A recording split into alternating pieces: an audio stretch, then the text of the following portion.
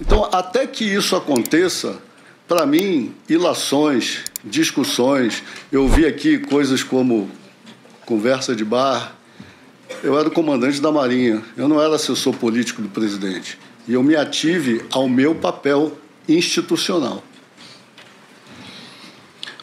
O senhor disse aqui anteriormente, duas, três respostas atrás, em relação à questão das eleições, das urnas, que a questão estava sendo tratada na comissão de transparência que as Forças Armadas faziam parte. Perfeito. A Marinha fazia parte dessa comissão? Ministro, se não me engano, a Marinha tinha 2 oficiais superiores nessa comissão. O senhor se recorda das conclusões dessa comissão? Muito genericamente, porque a comissão foi conduzida mais diretamente pelo Ministério da Defesa. O que nós fizemos como comandante de força... Bom, eu até vi o depoimento do Brigadeiro Batista Júnior, que ele disse que se envolvia, dialogava com o pessoal dele. No caso da Marinha, o que eu fiz foi alocar pessoal como solicitado pelo ministro e aguardar que os trabalhos fossem concluídos. Então, havia lá, se não me engano, 2 militares, 2 oficiais superiores, salvo engano, e me lembro que foi expedido um relatório final, que nós lemos, o ministro nos deu a conhecer, sim. O senhor era crítico às urnas eletrônicas? Não, senhor.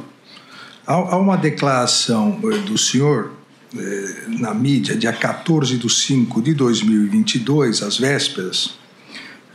14 de maio de 2022, sinalizando apoio.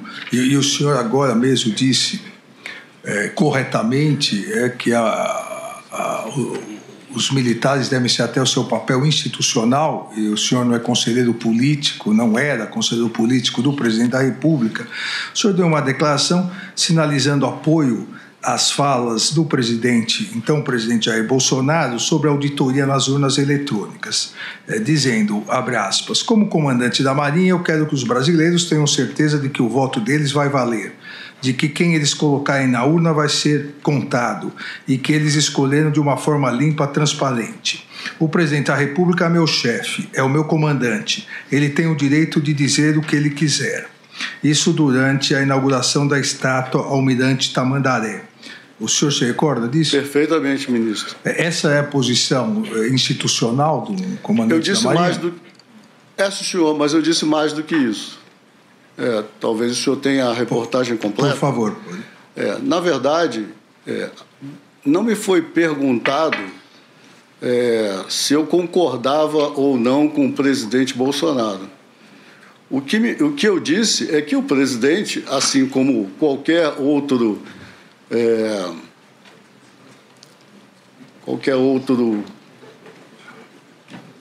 ator eleito pelo povo, qualquer outro parlamentar, tem o direito de dizer e se expressar sobre o que quiser dentro da democracia a respeito de temas que lhe sejam de competência. O que eu defendi aí, que, como o senhor leu inicialmente, é que quanto mais transparentes os processos, maiores serão as garantias de que nós teremos transições pacíficas, desestimulando a necessidade de uma, por exemplo, intervenção de GLO para conter distúrbios e coisas semelhantes. Então, essa é uma preocupação legítima de um comandante de força.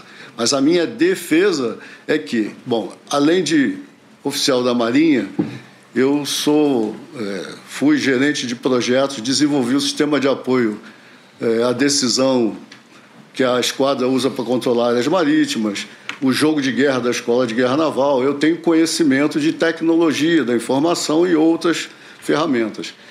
E é de meu conhecimento que quanto mais, e isso eu disse na entrevista, quanto mais auditorias, quanto mais verificações nós fizermos nos sistemas digitais, sejam eles quais forem, nós teremos uma maior certeza de que esse sistema faz tão e apenas somente aquilo para o qual ele foi desenhado, digamos assim.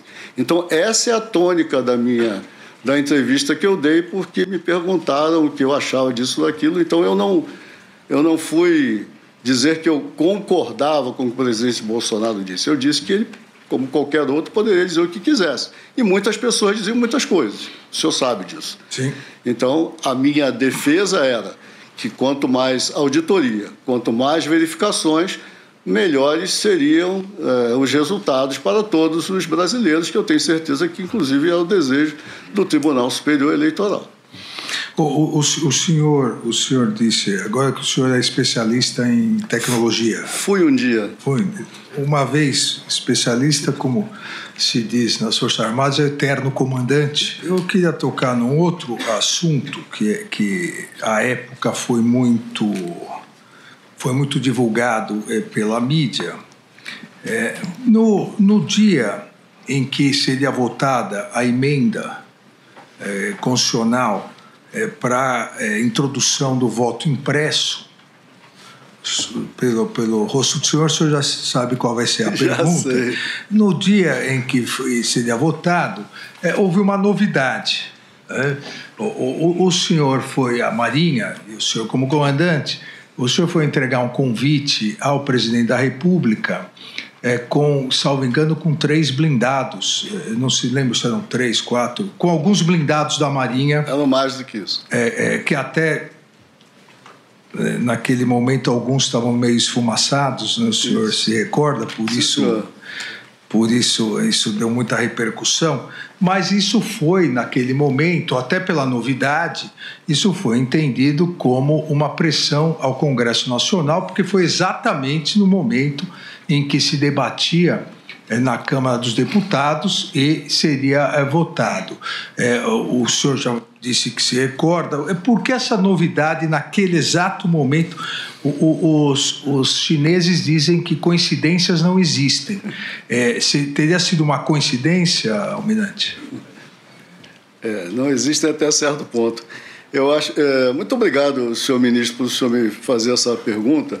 Apesar de eu ter dado uma entrevista no mesmo dia, onde me perguntaram sobre isso, uma das missões que eu me atribuí ao assumir o comando da Marinha era dar a conhecer à sociedade brasileira das capacidades da Marinha do Brasil. É comum, quando a gente vê pessoas militares fardados de camuflado, ou a gente vê um carro de combate, um tanque, como falam por aí popularmente, nas ruas, as pessoas acharem que é o Exército que está ali. E a Marinha tem essas capacidades. O que foi tratado nessa reunião, Almirante? Essa reunião,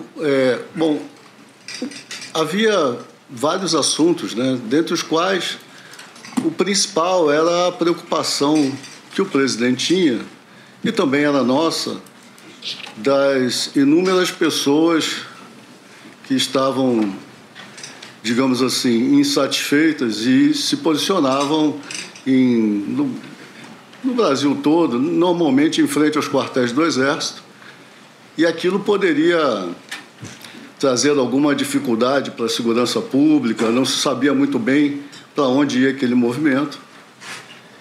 E dentre os assuntos tratados, esse eu acho que ocupou uma boa parte do tempo.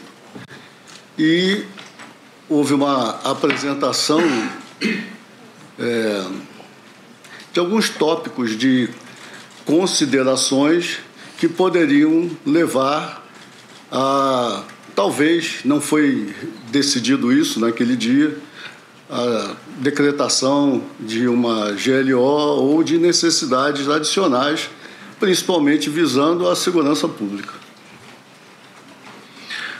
Foi apresentada uma minuta. Eu não vi minuta, ministro.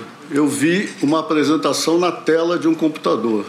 Havia um telão onde algumas informações eram apresentadas na tela. Eu não recebi. Quando o senhor fala minuta, eu penso em papel, em um documento que lhe é entregue. Eu não recebi esse tipo de documento. O senhor se recorda dos considerandos, o senhor se recorda de alguns dos considerandos ou de algo que estava escrito nesse documento que foi exposto? Eu me lembro, talvez eu não lembre das frases, eu me lembro do conteúdo. O conteúdo dizia respeito à pressão popular nas ruas, considerando que há insatisfação, que há pessoas na porta dos quartéis, e havia alguma coisa de, talvez já de caminhoneiros, e também havia algumas considerações acerca talvez do processo eleitoral, alguma coisa ligada à forma como algumas questões eleitorais aconteceram. Sinceramente, eu não lembro dos detalhes, porque, como disse para o senhor, algo apresentado numa tela de computador, onde não se aprofundou em nada, mas era parte de talvez de uma análise do cenário político e social do Brasil naquele momento. Almirante, seja em relação a minuto, ao documento, aos conselhandos, seja na conversa, foi conversado sobre eventual fraude às urnas nas eleições, sobre exageros da Justiça Eleitoral, sobre a necessidade de novas eleições? Senhor ministro, não me vem à cabeça a questão de necessidade de novas eleições terem sido discutidas ali. Naquele dia não houve isso. A busca, a ideia de que poderia haver fraudes ou condução ligada, alguma coisa ligada à condução das eleições, de certa forma estava dividida em duas vertentes, uma com a equipe de transparência que trabalhava na transparência eleitoral, tinha um grupo das Forças Armadas que trabalhavam junto ao TSE, que estavam analisando a questão que poderia levar a esse entendimento de se identificou ou não alguma fraude. E, ao mesmo tempo, o presidente também nos colocava a par das questões legais, onde ele discutia através, creio eu, ou juntamente com o partido dele, o Partido Liberal, questões de condução da justiça eleitoral, né? Ele nos colocava a par disso. Ele costumava falar. O senhor se recorda se nesses conselhandos a conclusão era não só a questão da GLO, mas a decretação do estado de sítio a partir do que se considerava ilegítima condução das eleições? Senhor ministro, neste dia não houve conclusão nem deliberações. Que eu me lembro desse dia foram apresentadas considerações que deixavam uma dificuldade, vamos dizer assim, na condução do país. Afinal de contas, o candidato derrotado, Jair Messias Bolsonaro, ainda era o presidente eleito naquele período. E preocupava a ele e aos demais ministros, incluindo o da Defesa, qualquer questão que pudesse descambar para algo não muito agradável. Então, essa era a tônica. E não houve conclusões, não houve discussões. Eu me lembro que o presidente interrompeu essa reunião, dizendo que talvez nos convocasse em outro momento, mas que ele estava pensando, era um estudo, alguma coisa que me parecia que ele estava estudando. Ele chegou a convocá-lo novamente? Para esse tema, não, senhor.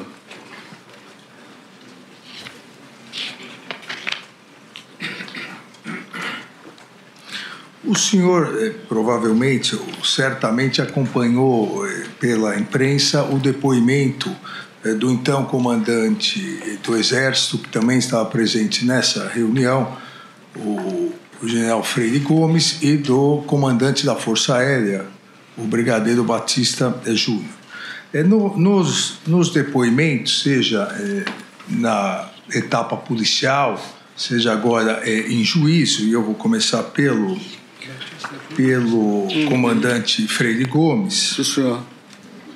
Perguntado inicialmente pelo Ministério Público, ele, assim como o senhor, disse, abre aspas, que o presidente apresentou considerandos, esse apanhado de considerandos, sobre, segundo ele, aspectos jurídicos dentro da Constituição, por isso não causou nenhuma espécie. A partir disso, o Procurador-Geral da República perguntou se ele teria feito alguma advertência ao presidente, como ele disse na fase policial, entre aspas, o comandante Freire Gomes no inquérito policial. O Exército não participaria da implementação desses institutos visando reverter o processo eleitoral. O senhor se recorda disso? Eu não me recordo que ele tenha dito isso nessa reunião. O senhor também não se recorda que teria, aqui já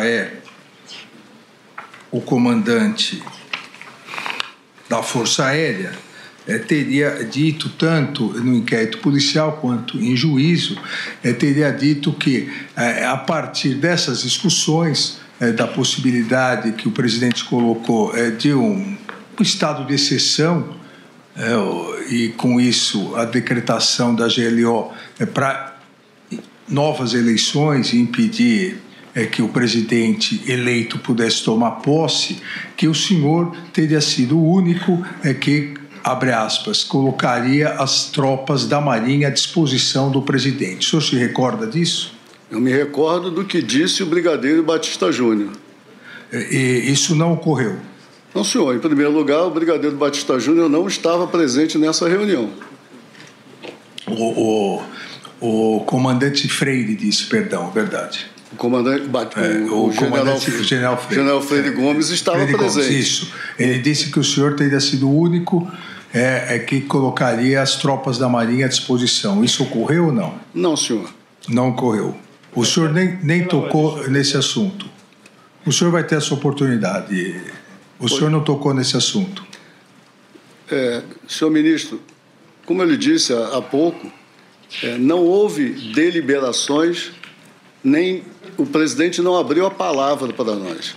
Ele fez as considerações dele, expressou o que pareciam para mim mais preocupações e análise de possibilidades do que propriamente uma ideia ou uma intenção de conduzir alguma coisa em uma certa direção. A única que eu percebi que me era tangível e importante era a preocupação com a segurança pública, para a qual a GLO é um instrumento adequado dentro de certos parâmetros, que o senhor bem sabe. Então, eu, como é normal na minha atitude, eu me atenho às minhas funções e às minhas responsabilidades. Faz parte às vezes, lendo alguns desses depoimentos, eu tenho certa dúvida de procedimentos, porque o senhor sabe que nós estamos tratando de militares.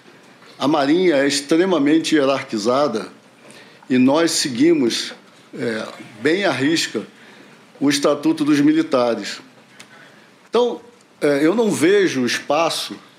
O Estatuto dos Militares diz que a um subordinado é dado apenas o direito de pedir por escrito uma ordem que ele receba e considere flagrantemente ilegal.